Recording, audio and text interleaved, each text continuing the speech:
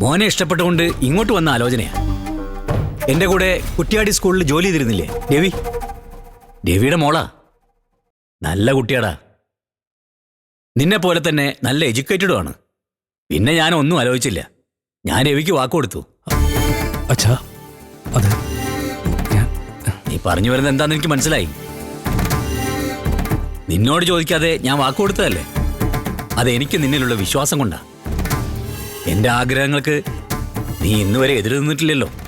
പക്ഷേ അച്ഛാ, എനിക്ക് എൻ്റെ ഫ്രണ്ട് ശ്രേയയെ ഇഷ്ടമാണ്. ഞങ്ങൾ ഒരുമിച്ച എറണാകുളത്ത് കോച്ചിങ് സെൻ്ററിലുണ്ടായിരുന്നത്. അവളെ കല്യാണം കഴിക്കാമെന്ന് ഞാൻ വാക്ക് കൊടുത്തിട്ടുണ്ട്. നീ എന്താ പറഞ്ഞു വരുന്നു? രവിക്ക് ഞാൻ കൊടുത്ത വാക്ക് മാറ്റണം എന്നാണോ? അച്ഛനൊന്ന് രവിയങ്കളിനെ പറഞ്ഞ് മനസ്സിലാക്ക്. ഞാൻ എന്ത് പറഞ്ഞ് മനസ്സിലാക്കണമെന്നാ?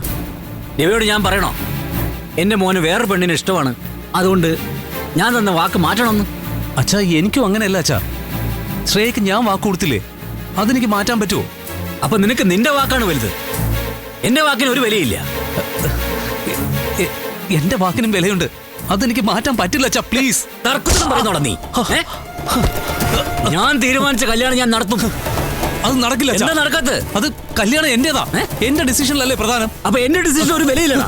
നിനക്കൊക്കെ നിന്റെ ഡിസിഷൻ മാത്രമാണ് വലുത്. ഞാൻ പറയുന്നത് കൂടെ ഒന്ന് കേൾക്ക. ഞാൻ പറയുന്നത് കേട്ട് ജീവിക്കാൻ പറ്റിയെങ്കിൽ മാത്രം ജീവിച്ചാൽ മതി. ഞാൻ പറയട്ടെ അച്ഛാ, എന്റെ വാക്കിന് വിലയില്ലേ? എനിക്ക് ജീവിക്കാൻ പറ്റില്ല. എനിക്ക് ചെയ്യാൻ പറ്റില്ല.